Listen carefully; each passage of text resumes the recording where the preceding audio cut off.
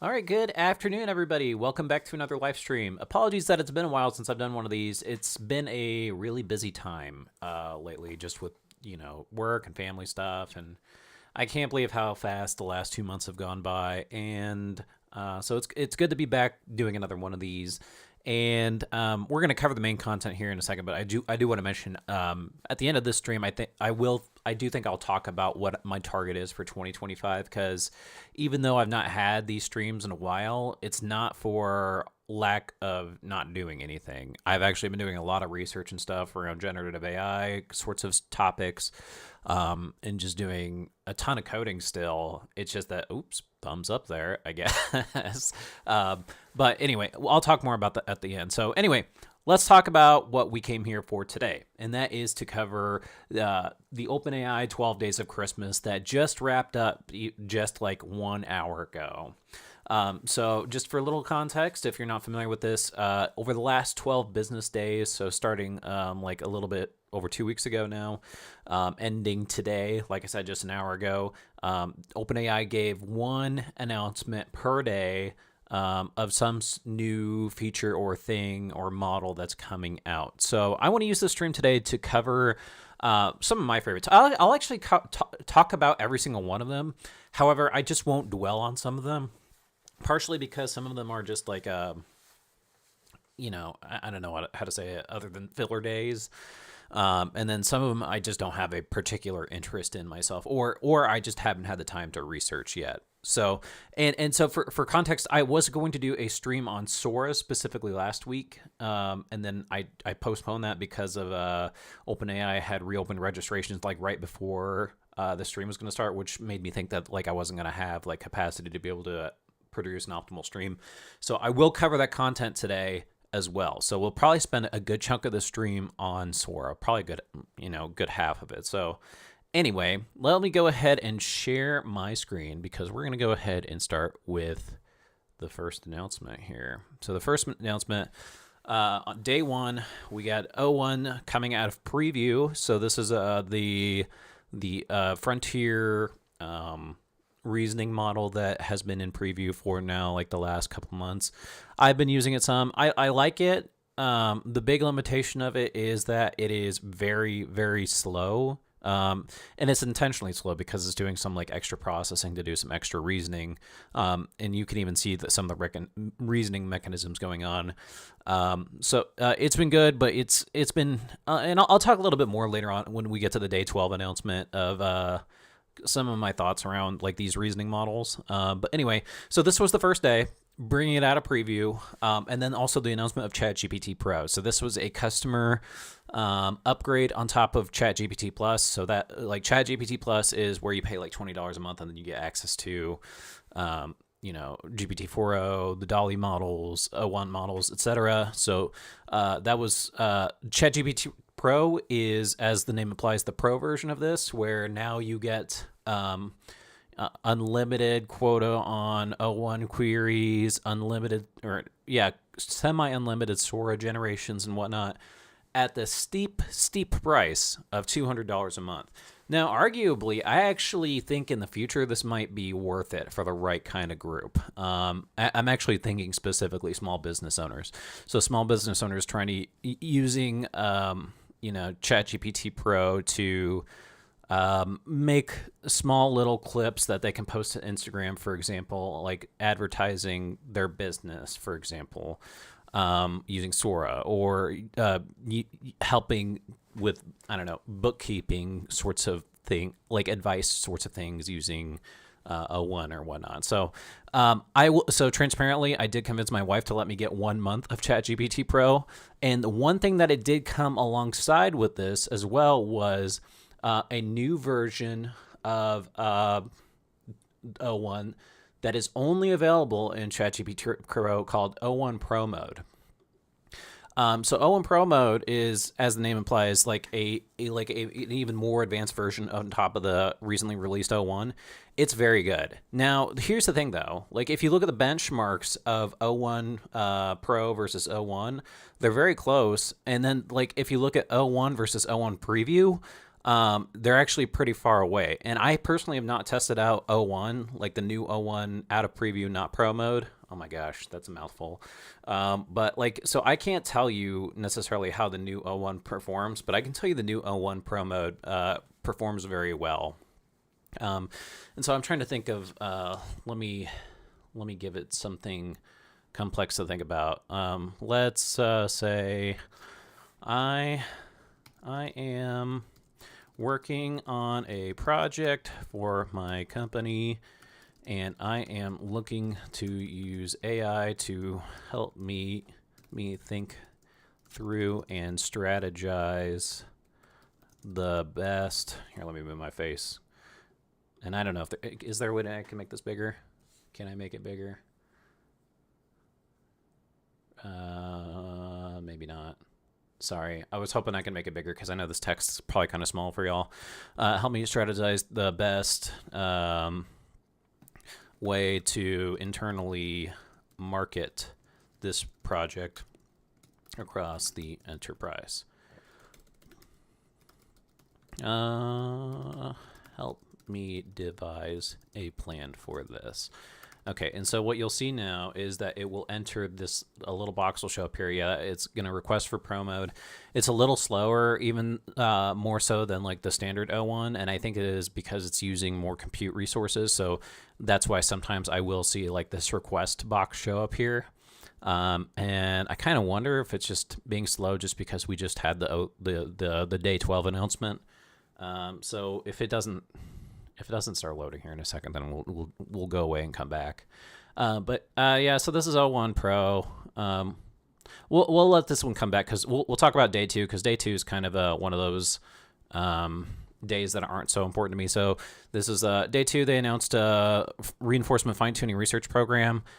This is, as the name implies, just a thing available to researchers and universities. So this is one of these things where I personally just don't have a vested interest. Like maybe long term, I'm interested in the results of what comes out here, but we're just gonna cruise right on by this one.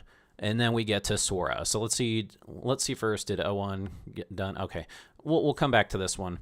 But let's get into SORA, I guess. So day 3, SORA. So this is the thing that they shared earlier this year, OpenAI's text-to-video model. So this is where, as you can kind of see at the bottom of the screen here, where I can, well, I apparently cannot zoom because it doesn't like me doing that. Yeah, I can't zoom. Sorry about that. Where you can type in a prompt, and it will produce a video clip associated with that prompt. I was kind of excited when this first came out, but after playing with it enough, I am really. I still see a potential for it in the future. I think there's a very strong potential. And even Sam Altman himself has said, like, SORA now is basically like GPT-1. And if you're not familiar, like GPT-1 actually came out in like 2019 or something like that. So nobody knew about it because it wasn't good. In fact, I myself didn't start to get more familiarized with OpenAI's work until GPT-3 was announced in like mid-2020. And so, but even then, like that's still 2 generations later. So anyway, he is promising a strong future, and I think that there's probably so also Google's been announcing stuff this week. So they announced their text-to-video model called Veo, VEO, and so it's even better looking than SORA. So I think that there's room to grow here. There's still other downsides to it though. So there's no audio, so it's just producing a video only. So all these videos do not have audio associated with them. And it's only limited to a maximum of 20 seconds at the moment. And that's only if you have the pro mode. I think if you have just the standard ChatGPT Plus, you're limited to 10 or 15 seconds. So, and your quota for the non-pro mode is extremely limited as well. Now, again, I would not say if you are considering to upgrade to ChatGPT Pro for SORA, don't, or at least wait. It's still too soon. It's not worth the price yet because there's still too many hallucinations here. So let me go ahead and like generate a video just to show you what it kind of looks like here. So because we're holiday themed, I didn't even talk about my Santa hat. I just joined the stream and had this Santa hat on, like there was no big deal. Yeah, I thought it would just be fun just because it's the holiday season, and we're talking about 12 days of Christmas here, so. Anyway, so let's give a generic scene. So we'll say Santa in a sleigh landing on a roof. Now, you'll see some different options down here that you can also select. So you can change the aspect ratio from basically landscape to portrait or a square. I'm going to just keep it landscape. You can also change the quality. Now, for our stream here, I'm going to keep it at the 480p just because that's the fastest generation. And then I'm also going to keep it at 5 seconds just to keep it super fast.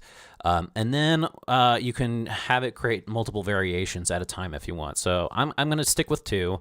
And then we'll talk some more about how, the promise of the future is pretty cool here. Because I'm just doing something extremely basic right now. But I'll show you how you can use SORA in a little bit more of an advanced way. So up at the top here, you can see that I am starting to generate my videos. Might take a second here. By the way, I am taking questions on YouTube or LinkedIn if you have anything as we go along the way. So like I said, we'll probably spend a majority of the stream covering SORA and some other features of ChatGPT. Okay, so here we go. So Santa. So this is exactly what I'm talking about. So the one on the right, not bad, not great. I mean, the reindeers are kind of oddly aligned, but this was just funny because there's like double Santa going on here. Now the one thing that I've noticed as well is it seems that.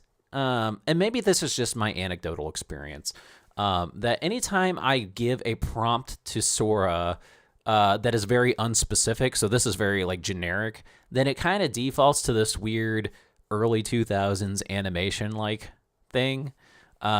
So this is where, again, just with like ChatGPT or DALL-E or any of these other models, the more you prompt, the more detail you give, the better you do. So let's actually go back to ChatGPT and that's strange. Okay, let me yeah, that's very strange. Yeah, I'm gonna give that a thumbs down. All right, well, let's try. Let's say.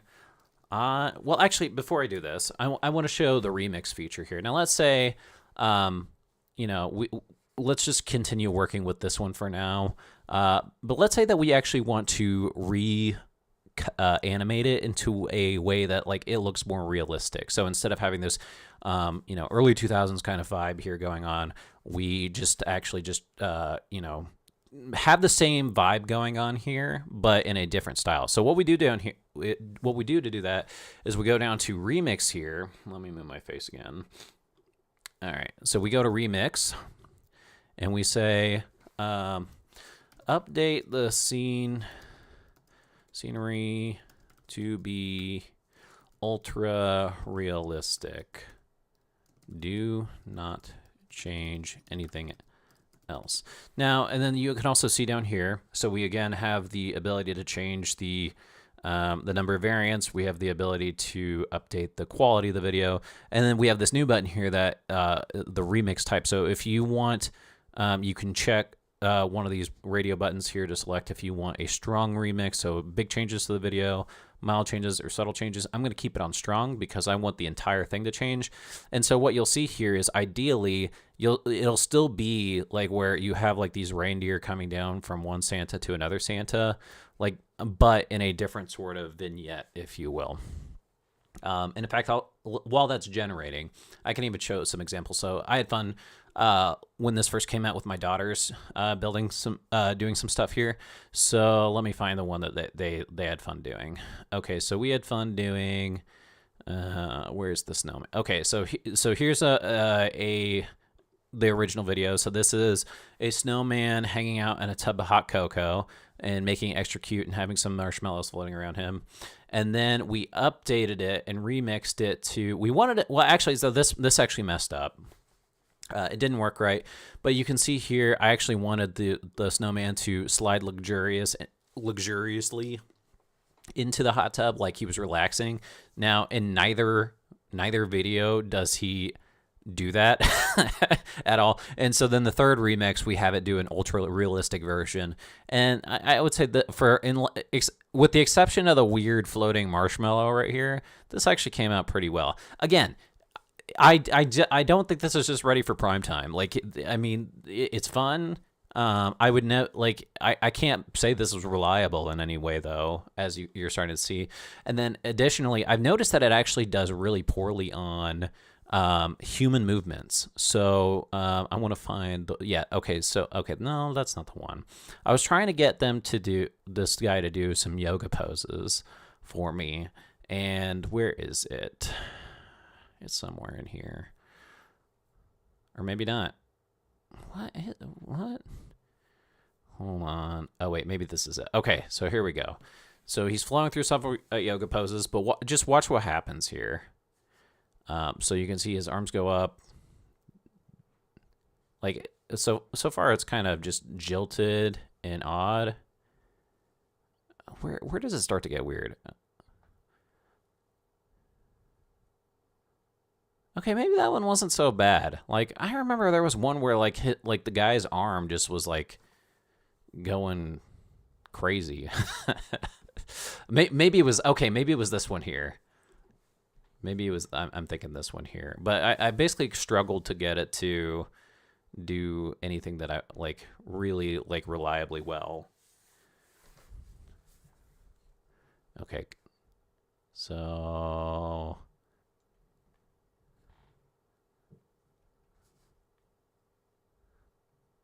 What? Okay, come on. Maybe it's this one. One of these came out really funkily.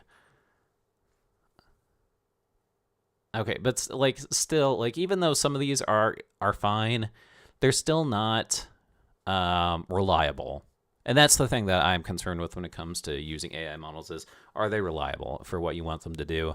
And SORA as of today is not.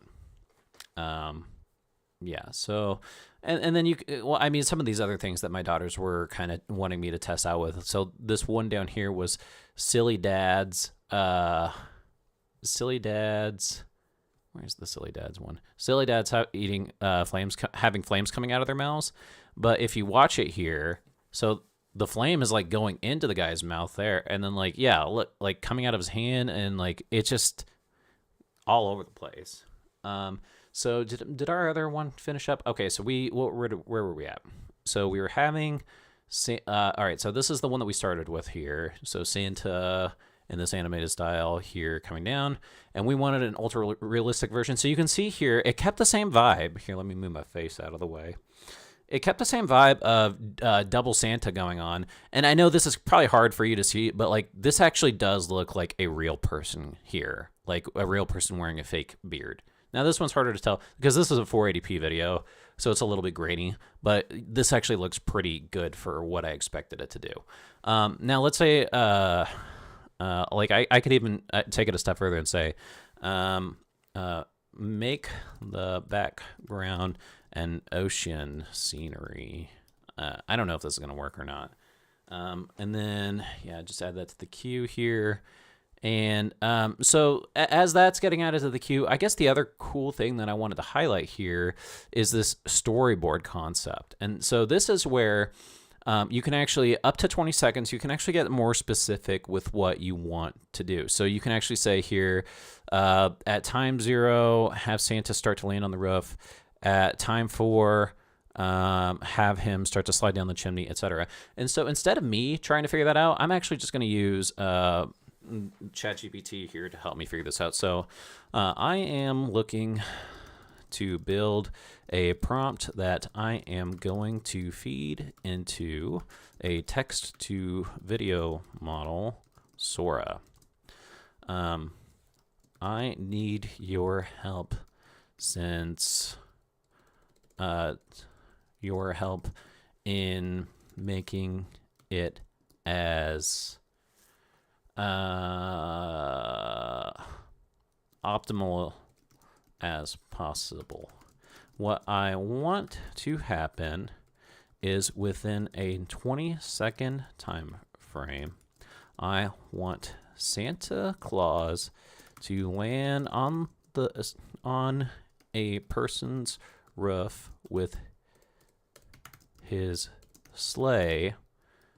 Then around the 5-second mark, I want him to slide down the chimney.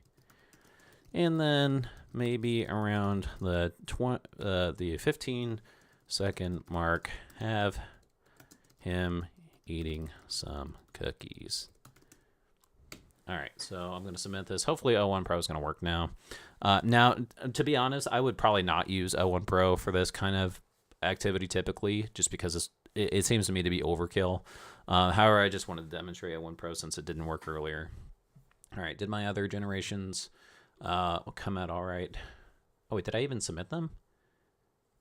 Oh, wait, I guess this is the new one.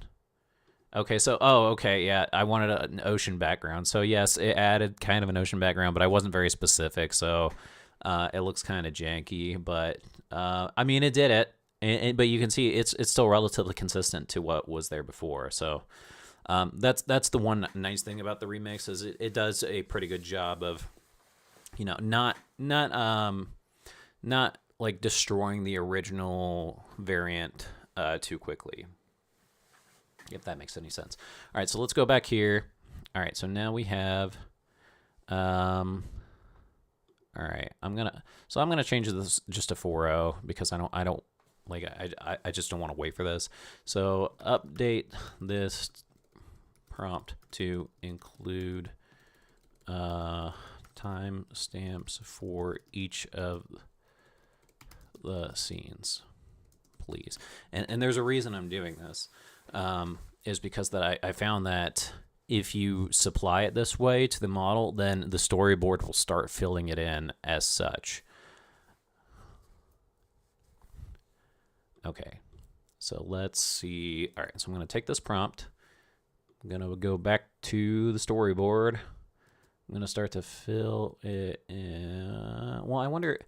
Hold on, discard edits. Maybe it's that I just come in here and I do this. All right, so 20 seconds. I don't know why the quotes are there. Let's see if this will work. All right. Because sometimes you can actually go back into these and then actually edit them in storyboard here. Where can I edit them in storyboard? I don't know. I'm not super... Yeah, some of these features are still kind of funky to me. In fact, I'll show you another one of these funky features where, so one of these is called blend, and the idea is that you can get, you take one video and then it will use the AI to morph into another video, and it just doesn't do a good job. So I was testing this by creating elephants and then penguins, and so I tried doing a transition here, a transition blend, and so you'll see the elephants go into penguins. That one didn't even blend. That one just did a straight cut.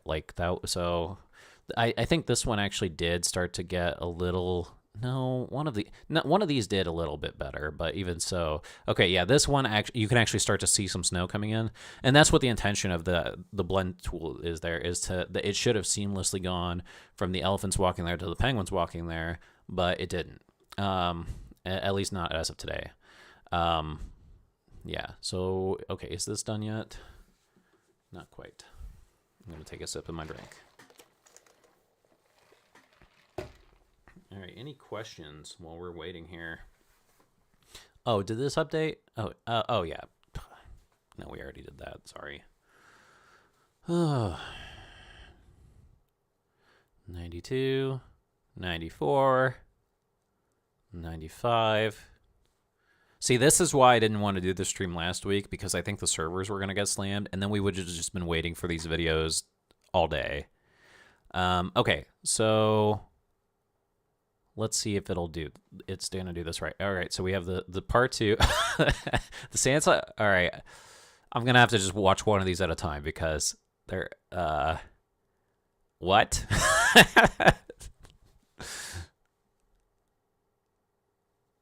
Okay. All right. Well, all right. So now we can view the storyboard. Okay. So here's what I was talking about. It took my prompt and it parsed these out into the actual story scenes here. So if I wanted to go back here and remix one of the parts of the scenes here, then I would just take each of these story cards and then update them respectively. or I can update the entire thing. So I want to, I actually want to get out of here. Because one of the cool things that I've seen that people have actually been able to do quite successfully is I'm going to, all right, which one do I like better? I like, hold on, I like doing the mouse overview better. I kind of like the dual Santa one over here, although I don't know, sneaky Santa, this Santa over here who just like magically flies in. Oh yeah, we're sticking with this Santa. All right, so there he is. All right. You know what? All right. Okay. Sorry, I didn't watch this one. I watched the one on the left before, so. Okay, I like this one. Okay, so what I'm going to do now is I'm going to say, update the entire video to have an 80s sitcom vignette on about it. So what this is going to do is like it'll actually make like this is actually one of the things that I've seen SORA excel quite a bit at is making things kind of look like other human like videos. So I'll even show an example of I tried testing this out like last week while our video is generating. You can see here that I tried to do a video here of like a sitcom with Santa. And I did not ask it to imply the vignette here. I just asked it for like a typical 80s like background, set in a traditional 80s home here. And then I go in here and ask it for the whole 80s TV vignette. And it's hard to see probably on your screen there, but it actually did a pretty good job at it, I think. So we'll see how well it does with our remix here.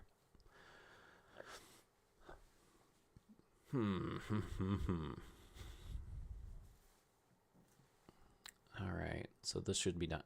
This will probably be the last one I'll do for of these SORA videos, just because they're taking a while and I want to move on to other things. But I guess while this is wrapping up here, too long didn't listen. SORA's not ready yet. I mean, it's fun. Just don't go paying $200 for ChatGPT Pro thinking you are getting some top of the line product today. I guess, well, to be fair to them, they are the top of the line of their industry, but yeah. Okay, so let's see how it did here now. Okay, now we got two Santas coming in. I mean, it's. I just really enjoy watching, like, even though this is obviously screwy, the screwiness is just fun. Like how the cookie just went into the side of the glass there. Okay, I want to view the other one now. Okay, is this the other one? Okay, so this is the other one. All right, so this one only has one Santa. So apparently the living room just melds into that person's front yard. And, oh, Santa is just sliding in here. Oh, did you see that magic? The magic he just had there with the cookie in his left hand? Yeah. So I mean, yeah. So if you have ChatGPT Plus, definitely play around with it. It's fun. Like, especially if you have young kids. My daughters and I had a blast playing around with it. But if you're like a professional wanting to use SORA for professional uses, maybe hold off. Okay. All right. So let's move on. Let's go on to day 4 here. Oh yeah, Canvas. All right. So this is one of these features that I actually kind of underrated because it is currently, so it was actually announced a couple months ago. It kind of went under the radar for me. So let's actually go ahead and start up a new Canvas here. So just for context, Canvas only works with 4.0, and I'm going to say start a. Wait, I wonder if it's just the plus button here. Start a new canvas. Can I start a new canvas here? Okay, I'm in the ChatGPT app right now, so maybe I need to go into the browser. That's the one thing that's been kind of not ideal about some of the announcements this week, is that they're kind of inconsistent on how they're implemented across like browser versus iOS app versus macOS app. So, okay, so now you actually see we have the canvas here, and so I'm going to start a new canvas. I don't know why it called it that, but okay. All right, so So off on the left here now, off on the right here now, we have like basically a working space to add stuff to, like as far as like a report or code or something else with. And on the left, we can ask questions and whatnot and say, let's say I want to create a wiki page on the best tips around prompt engineering. Can you help me get started here? And so what you'll see here is over on the right, it starts to populate this thing in a very nice human readable format. So I think this is really cool. And so now you can see, so this is how it applied it here. So let's say, I think this is maybe too short. So we could say, can you flesh this introduction? Oh, wait, I skipped ahead a little bit there. So what I did there is I just highlighted the text, and then you can see here as I highlighted the text, it says Ask ChatGPT, and I say, can you flesh this introduction out more, please? Okay. And so you'll see in line here, it will start to flesh this out just right on the canvas here. So I really like this. And this is, it does also work with Python code specifically. Now I tried that, and I found it a bit lacking, just because whenever you work with Python code, you might be having API keys or whatever. And so I don't think there's a way to manage those right now with the canvas. But for like pure text sort of things like this, it's really cool. And then you can go down here. There's actually some wait, let me move my face out of the way because you can't see that. All right, so down on the right here, you'll see a pencil with a little star icon, and you can actually add different things here, or just instead of typing it out here, just like standard things that you wouldn't normally want to do. So you could say adjust the length. I would say make it longer. Let's make the whole thing longer, and let's see what happens here. So it's starting to update the introduction. And the introduction. Well, I don't want to just do the introduction. I want to do the whole thing. Now let's say, keep longer. Let's see. Maybe it was because I had just edited that. Okay, so you can see, and I really like the UI here. I like how it just feels like magic that it's just kind of wiping across the screen. Okay, now it's doing it appropriately where it's updating everything in place here. So I think this is really fun, a really cool way to kind of work and then change. You can change this whole thing on the fly. And if you want to just add things, like if you just have general questions over here, you can say, what else besides prompt engineering do you think I might want to add? And the nice thing about this is it'll answer the question over here as like an assistant of what I might want to add, but not actually update the canvas itself, because I'm not sure that I want to update the canvas quite yet. So I could say add one of these.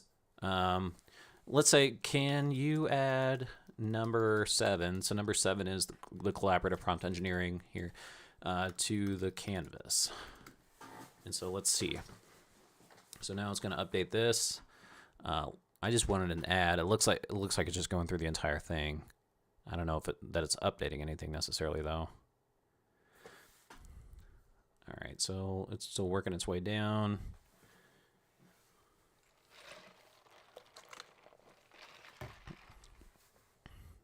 Okay. And okay. I guess it just added in line here, so it's here. So it's been added. And then another one of the cool features here is you can just add emojis. So you can say, I want emojis on the lists. Let's say I want all of the lists to be various emojis. So now it's going to go through and update these, and then all of the lists should have an emoji just to make it more fun. And actually, you know what? That's, in my opinion, is pretty cool, because I actually kind of do like I get that people cringe about this sort of thing. I actually kind of like it.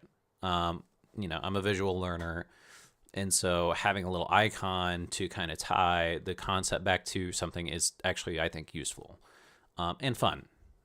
So you can see that it did that appropriately here. And what else can we do here? Just add final polish. So you can say, you know, let's just add a final polish here. And yeah, so now it's going to clean this up to make it look the best way possible. Yeah, I love this thing. I think Canvas is really, really fun. So I definitely missed the boat on this one when it was first announced in a preview a couple months ago. So I'm glad to see OpenAI continuing to pour, you know, features into this thing here. So we'll see how it wraps up here. Conclusion. Yep. Okay, that looks good. Okay, so that is Canvas. All right, so Canvas is, I'm going to get out of the ChatGPT. Well, no, I'm going to keep that open for now. Day 5, so ChatGPT and Apple Intelligence. This was another filler day, in my opinion, because they didn't actually announce anything new here. The only what was new here is like so Apple actually announced some integrated features with Apple Intelligence with ChatGPT a couple months ago, but didn't launch them until iOS 18.2 came out. And so this day 5 here is when iOS 18.2 came out, formally speaking, to the general public. Now, I personally have been running a beta version of iOS 18.2, at least on my iPad for now, because I don't have an iPhone that is Apple Intelligence compatible. I have just old enough of an iPhone that I don't. And to be completely honest, I'm just... I think there's a strong potential for Apple Intelligence, including the Apple Intelligence with ChatGPT integration. It's just too early. And in fact, surveys are now starting to come out. People just like, you know, I see your comment there. I'm just reading your comment there, Kevin. I guess that makes sense. That's kind of disappointing. I could see how somebody like you would really appreciate that, though. Yeah, hopefully they'll expand that. Okay, well, what his comment was saying is that the Canvas seems to be limited to like 8,000 or less tokens. So hopefully they expand that. I bet they will. But good to know. Anyway, so I'm not really impressed with Apple Intelligence as of right now. I think there's a promise for it in the future, but I'm really just not using it at all on my iPad. And I see no reason to upgrade my iPhone just solely for that reason. So let's move on. All right, day 6, advanced voice mode with Santa mode. So I actually can't get this feature to work, and I don't understand why. I've tried it on my iPhone, I've tried it on my iPad, I've tried it on my Vision Pro. I just cannot get the video feature to work. And every time I try to turn it on, it just crashes. So I think it's a cool idea. I really like the idea that you can share your screen with advanced voice mode, so then you can actually have a conversation with the AI about what you're reviewing. And then Santa mode, you know, that's just fun. Me and my kids had fun with that, but not really much to share here. So moving on. Projects. Okay, so this was actually probably my favorite day, although most people probably don't care about this. And what projects is just basically a way to organize your prompts. So if we come over here into ChatGPT, you'll notice here that so we have all my different historical threads here, and up until just this project's announcement, there was no way of cleanly organizing your prompts at all, and that just drove me insane because you know, to be honest, I've been a Perplexity user the last year, and I still really do like Perplexity. However, with all these updates that ChatGPT has made now, I think I'm going back to ChatGPT just because I like all the new features that they've added. And one of the big things holding me back from going back was Perplexity already had a means of organizing threads with Perplexity spaces. And so now that we have projects here, and projects are pretty simple. So if we look at this project here, so this is I'll talk a little bit more about what this is here in a future stream. But basically, you can see all of the different threads that I now have associated to here, and then I can continue to add threads. So it might seem like a minor announcement for some people. For me, this was a big deal, though. I've been wanting this particular feature for a very long time, and I'm glad to see it come to ChatGPT now. All right. Day 8. This was another, in my opinion, a filler day because this was already announced like a couple months ago, and this is basically they added internet search capabilities to ChatGPT. So the way that works is really simple here. So you can see at the bottom we got this little globe icon. So if we turn that on and say, what is something? What are the big news headlines today, for example? Now, the model in and of itself, without an integrative search capability, would not be able to know this, and that is because a model's trained at a snapshot in time. So this was another big reason that I was holding back from going from Perplexity to ChatGPT. Is I really like Perplexity's internet search capabilities. I did do my own personal head-to-head between ChatGPT and Perplexity, and will be transparent and say that it does appear that Perplexity is still a hair better here with internet search. However, it's not by much. It is very close. And I'm just looking at the news headlines here. I actually don't know what's going on in the news because I haven't looked. But these all seem right. Unfortunately. So internet search is here. They did add it to voice mode. I guess that is the one new thing. But not really all as much to share here because this is not really new. So moving on. Day 9, this was a developer day, and this is just one of those spaces where I've just not really had a chance to delve in quite yet. The one thing that was the most interesting thing to me, I think, as part of the developer day is the ability to do like a real-time API advanced voice mode conversation like capability. So, and maybe I'm misunderstanding this, but the way I understood it is now like we have the advanced voice mode, you can have a real-time conversation with the AI. The way I understand it is like now they're basically bringing it to an API where you can bake it into any application that you want. That sounds extremely expensive to me. So they didn't really talk about costing there, or maybe they did and I just missed it. But I'm not going to cover anything here for now. Maybe in a future stream we'll cover more here. But there wasn't really much else announced. I think they announced some price cuts, which were appreciated, but not much else in terms of new models or no new models, and not really much else in terms of functionality here. So I'm going to move on. This was another filler day, day 10, but it is probably, I don't know, I think it's fun. And it basically, like, they now have a toll-free number where you can actually call 1-800-CHAT-GPT. So that is 242-8478. So just because this is fun, hopefully y'all can hear this. Hello again, it's ChatGPT, an AI assistant. Our conversation may be reviewed for safety. How can I help you? Hey, ChatGPT, I got a question for you. Of course. What's your question? What is the airspeed velocity of an unladen swallow? The classic question.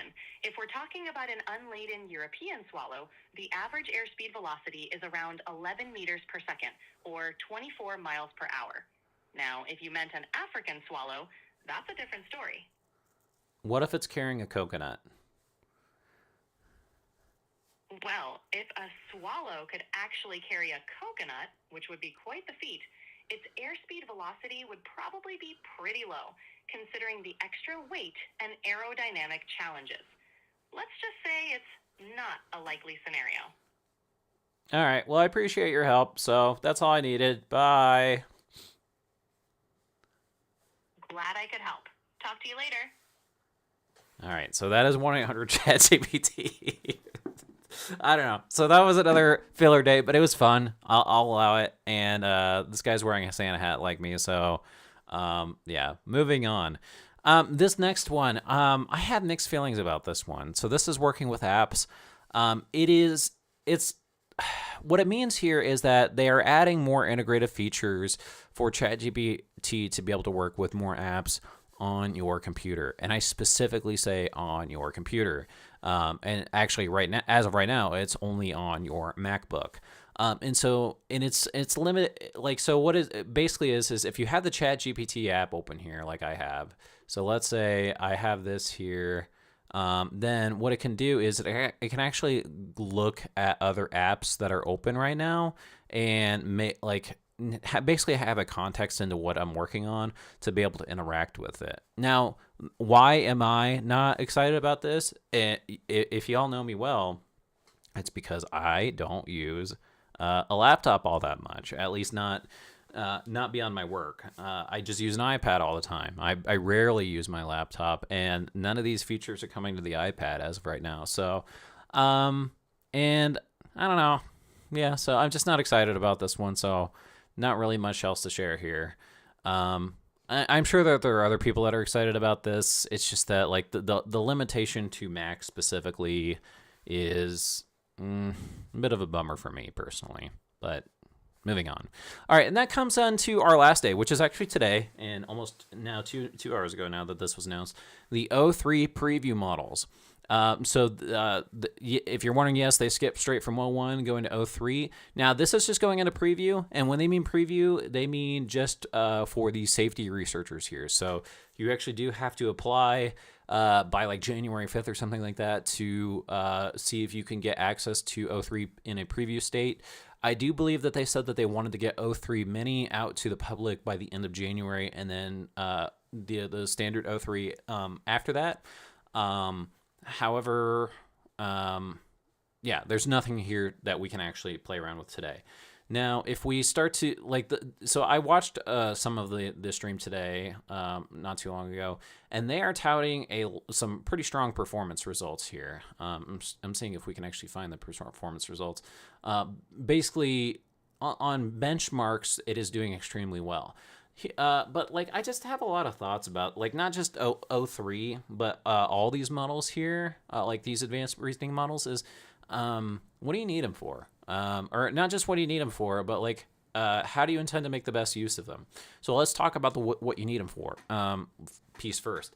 When you think about like what a human does in an office place or any other sort of business on a day-to-day basis that isn't like necessarily physical labor, it's all very repetitive kind of stuff.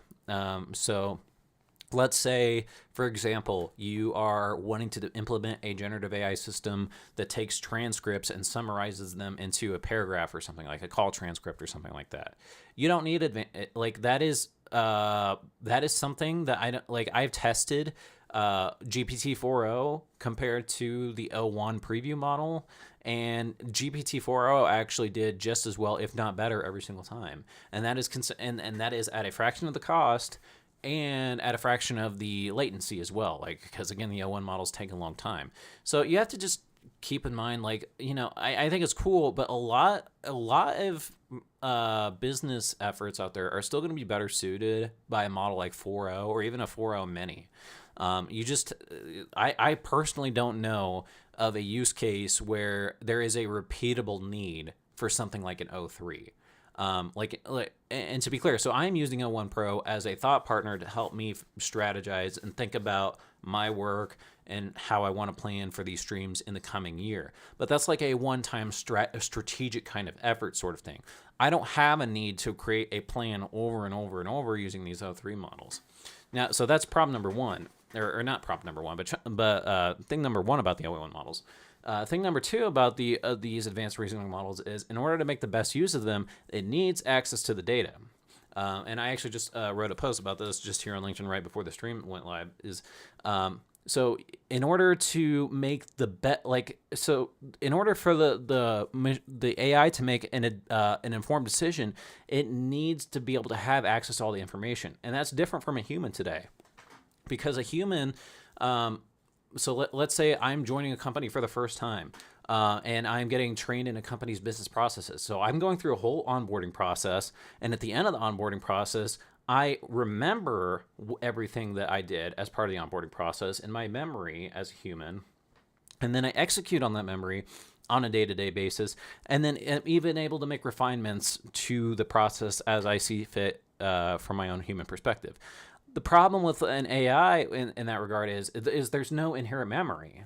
These inferences and stuff, even though they appear to be, very sentient, if you will, they're not. It's a snapshot in time modeling sort of thing. And so like whenever you ask it a question of like what is or if you have a conversation, it's like it immediately forgets what it just had, like the conversation it just had. So in order to have let's say you wanted to replace a human being with an AI agent, completely, you would need to have a constant stream of data up to date, and not just today's data. You need you need it to be constantly feeding it the data from that it saw yesterday or last year or however long you want to remember it. And so again, it's all about the data. So, and that's always been a problem for every company out there, is trying to get data in this capacity. So I think it's awesome that these advanced reasoning models are coming out, but until we get the data situation in order, I don't know how useful they're going to be. Now again, people are going to find use for them. I find use for them, again, for my own strategic effort. But if I wanted to build an AI agent to serve as, like, I don't know, even like just a standard call center employee for any company, you would just have to feed it just copious amounts of data in order to make sure that it is producing the correct output. And that's hard. That's not something that the AI necessarily can solve itself. So anyway, so that is the O3 announcement, as I was sharing here. So I think it's cool. And then one other thing about benchmarks. I just don't know if I can trust benchmarks anymore. I get that they're trying to use, like, whenever they talked about O3 in their stream, they talked about how they tested against private data sets, and I hope that is the case. It just seems to me that, like, what's one of the popular ones, like MMQA, or is it MMQA? There's one of those that's just super popular. All of those I can't trust anymore, because it's just like, well, you could have just trained your model against that specific the specific like set of questions, and then even just like a dumb model could still get those correct. Now again, I still do believe that O3 is probably a high performing model. It's just that I'm tempering my expectations now. And again, even today, like when we went from 4.0 to O1, like I said, with the whole summarization kind of thing, I still found better performance from 4.0. So I still expect that today's models are going to still serve better purposes and be more performant than some of these more advanced models. All right, so that concludes the 12 days of the OpenAI Christmas. I still think it was pretty cool. Again, we had some filler days in there, but I largely appreciated a lot of the things that they came out with. Big fan of the projects, big fan of Canvas. SORA seems to have potential, but it's just not there yet. So let's talk a little bit about 2025 here in the end of the stream here. So what I've largely been focused on in my personal time is just learning more and more. Like 2025 for me is going to be the year of generative AI accuracy. And what I mean by that is, these AI models, as we were talking about, is they are only as good as the data you feed them, or how you structure your prompts and things like that. And so I know that we had our Summer of Reg series that I kind of, it fell off a cliff there in August.